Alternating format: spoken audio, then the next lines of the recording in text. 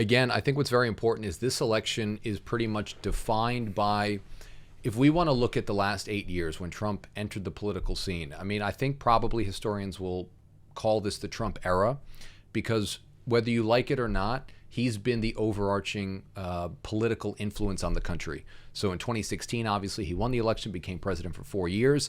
Then he lost as the incumbent president, but remained essentially the most influential political figure in the Republican Party. And again, uniquely had the capacity to run again, despite the fact that he had lost the election. So we've been dealing with Trump in one way or another in our lives in the political scene for the last 8 years. So with that, I want to go into 2020, how we got here, how he lost, and then sort of eventually get to where we stand now. So it's been an unbelievable roller coaster if you go into American politics over the last 4 years.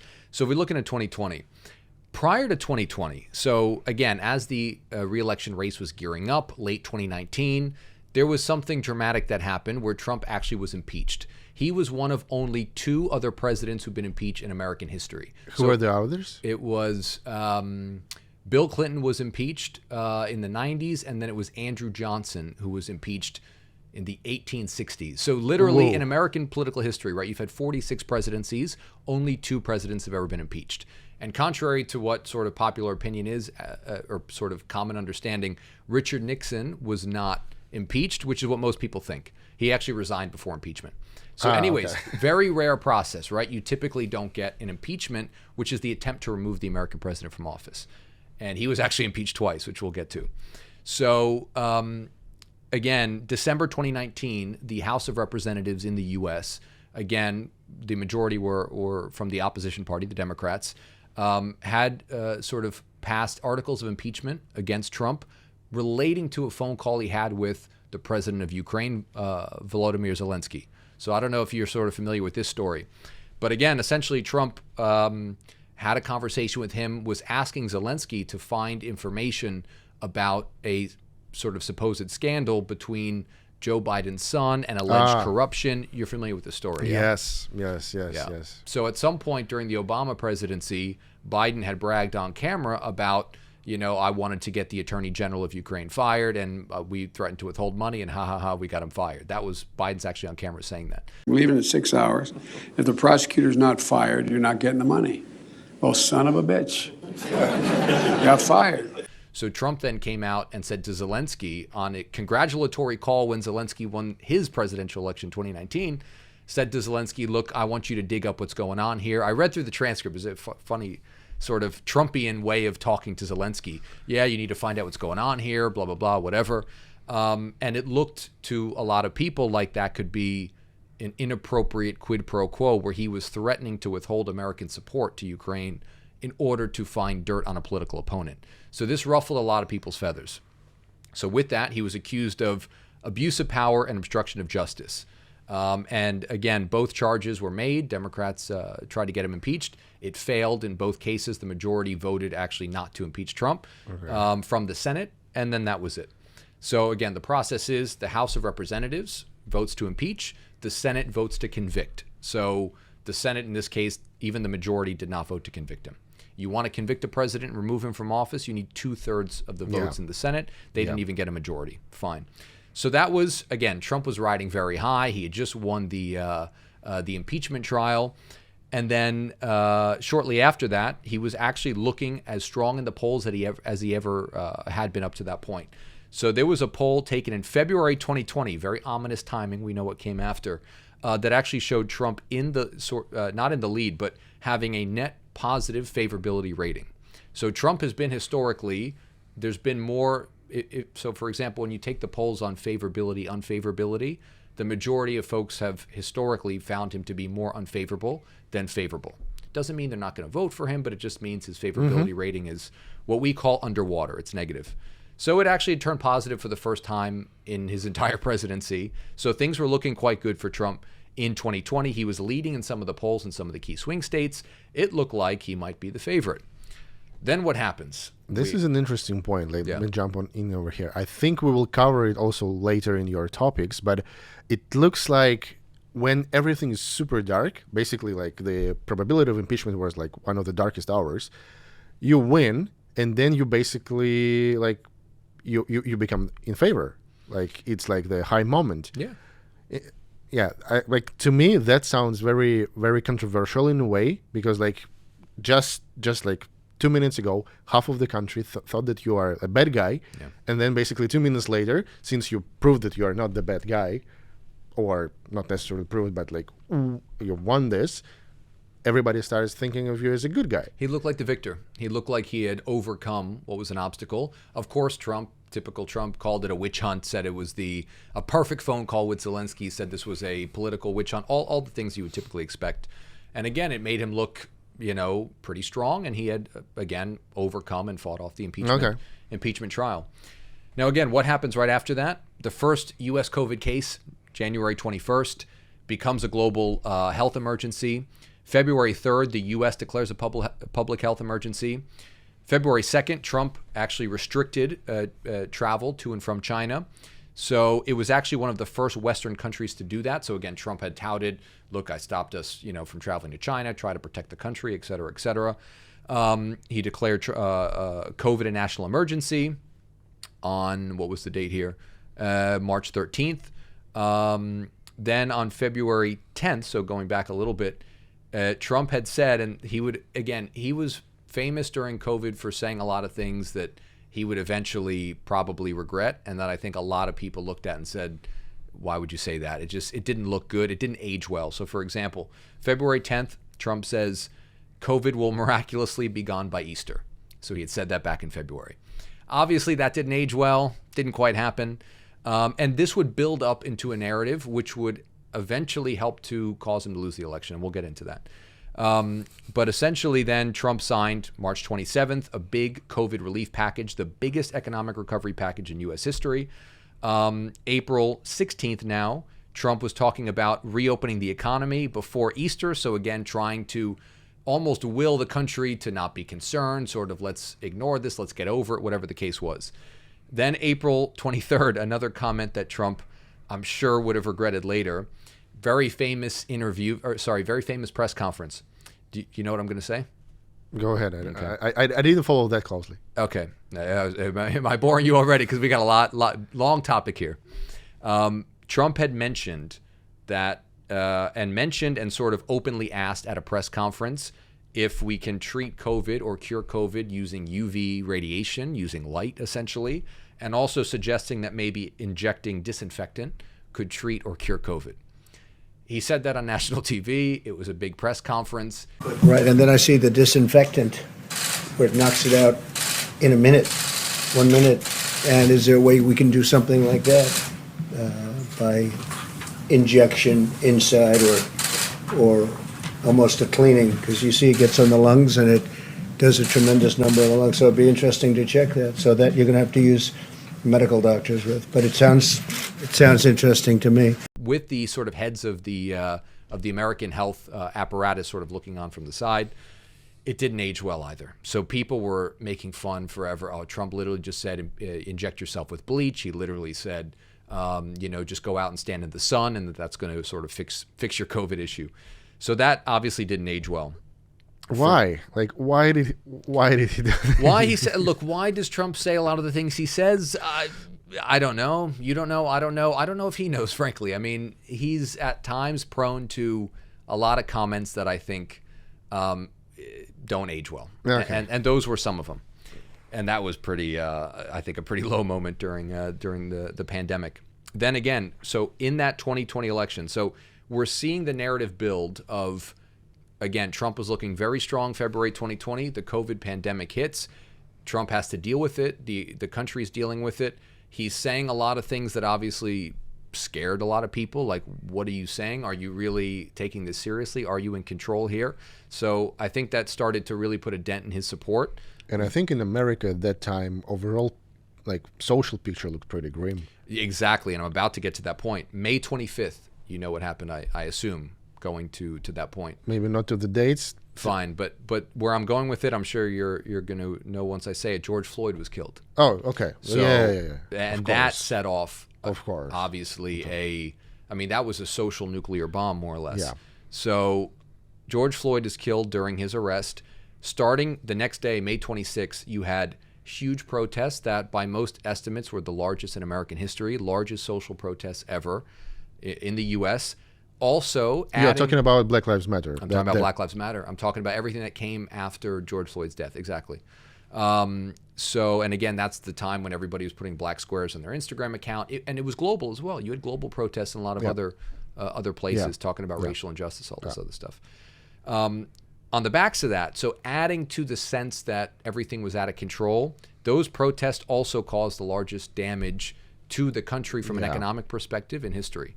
So over $1 billion, worst damage from civil disorder in history. Locations that have been burning in Kenosha, Wisconsin over the course of the night. A second night since Jacob Blake was seen shot in the back 7 times by a police officer. So now you've got COVID, where Trump is saying some things that don't make a lot of sense.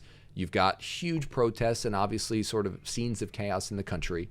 And obviously that was impacting his support. So he started to then trail pretty significantly in the polls. And you had the case rises. I remember the number of cases in America at that time was massive. Like I remember like these grim pictures in Manhattan where you had this, how you call them, like the moving basically like the stationary, moving places where you have the like patient immobilized. Yep. Just in Manhattan. Yeah, it was very bad. It was very and bad for Trump in particular was right before the election, a huge spike. And I think that might have been one of the biggest spikes during the pandemic. Again, it hit like September, October. It even hit Trump, which I'll get to. True. But on top of that, so actually, that's the next point I wanted to make, was that he was hospitalized early October with COVID. Very severe case. He was treated with all this emergency sort of experimental medication.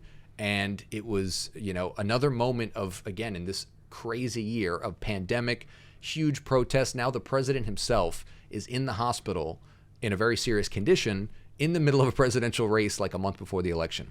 So that was wild. And then you had, as part of the pandemic, a bunch of states that changed the laws to make mail-in voting easier. So now you get to starting to create the narrative around, so it's been a chaotic year. Trump's support is now cratering, but now we're also changing the rules of the game during an election cycle, which will start to feed the distrust in the system, which obviously will culminate on January 6th, which we'll get to. So very importantly, Trump's disapproval on handling the COVID pandemic in October, a month before the election, 54%, only 26% approved. So one of the biggest issues hampering Trump was the COVID pandemic. People didn't think he was handling it well. People didn't think it was being controlled. Again, comments like bleach and UV rays obviously weren't helping.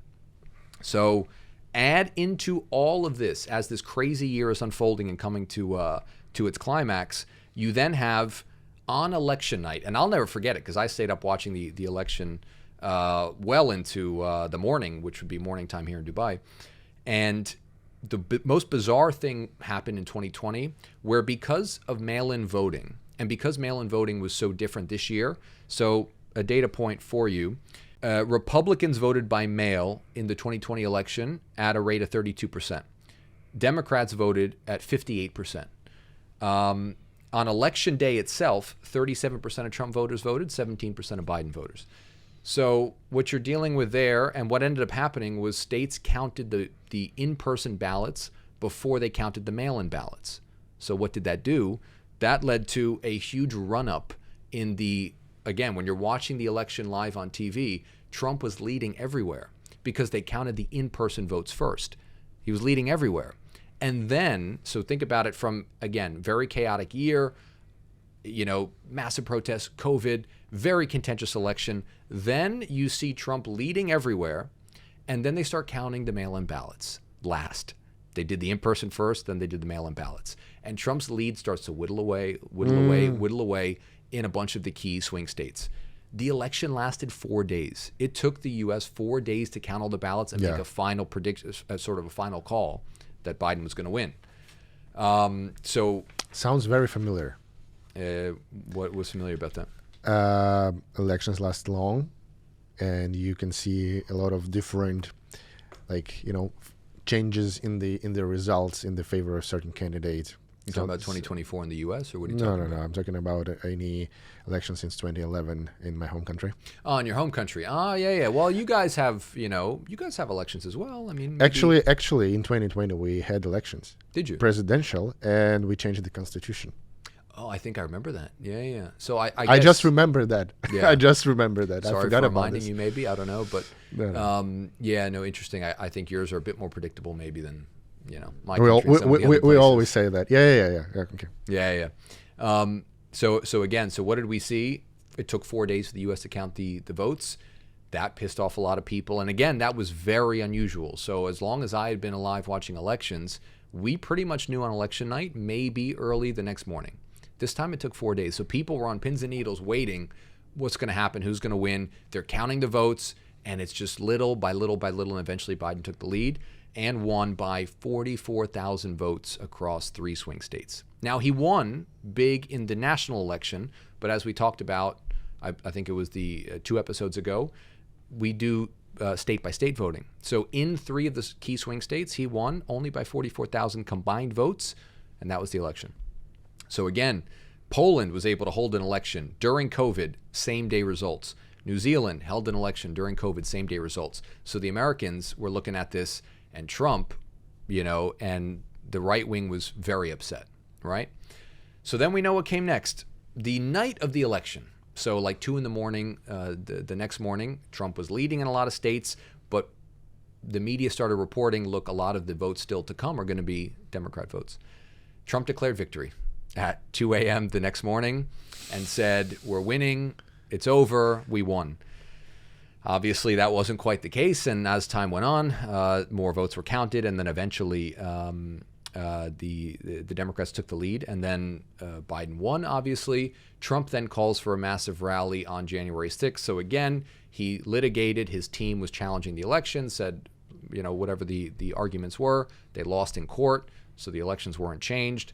And then again, Trump called for January 6th, a big rally in D.C., didn't tell anybody. The big rally in DC. For a big rally in D.C. It's like when they attacked the So White that House. was the same day, exactly. So a small proportion of the original rally attendees then went to the Capitol, and then eventually they did storm the Capitol. Now, again, everybody's got an opinion on what happened, but Trump did not, right? Trump didn't order anybody to storm the Capitol. He did say, in his defense, peacefully and patriotically protest. So again, some people have strong opinions either way, but you can't definitively say, oh, he ordered X, Y, and Z to happen. Now, it was a very unfortunate event. Should we have been there to begin with? These are all questions that we can ask ourselves, but this is what happened. This was one of the most favorable moment in Russian news. Oh, yeah? Everybody was like they used.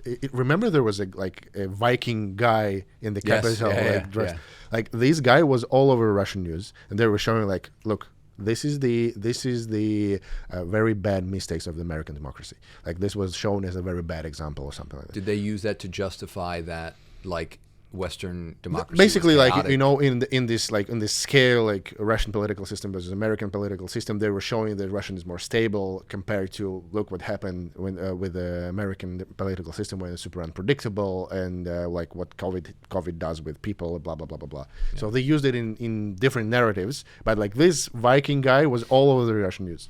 He had a name. I'm trying to remember his name. It was the QAnon shaman. Anyways, QAnon is a whole different topic and really not all that relevant. But he had some absurd nickname in the media.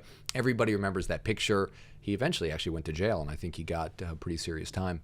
Yeah, look, it was an absurd scene. I remember watching it as an American. Very, very unfortunate, very sad, obviously, to see the Capitol, again, a symbol of democracy, sort of in chaos, right? I mean, we fire. All, on fire. Yeah, I mean, it was terrible. Somebody died that day. It was awful. It was an awful sort of situation. And then I think a lot of people thought, myself included, Trump's political career is over. By, again, not saying he called for that to happen, because you can't say that he did. It's not like there's no evidence that he literally called for that to happen. But just being associated with what happened, which is the setting up the framework for what eventually came to pass, a lot of people were thinking his political career is over. A lot of Republicans came out sort of defected and said Trump needs to go, Trump is a bad influence on the party, et cetera, et cetera. Then there was a second impeachment. Okay. So on January 13th, a week after January 6th. And that one was actually quite close. So again, it went to the Senate. The Senate needed 67 votes to convict him. They got 57. But it was the most they had ever gotten before. So it didn't look great for Trump. A lot of Republicans came out against him. And again, the picture seemed to be Trump might actually be done. That might have turned off a lot of people, particularly a lot of moderate Republicans, a lot of sort of independents. And I thought the same thing. I think this might be it for Trump.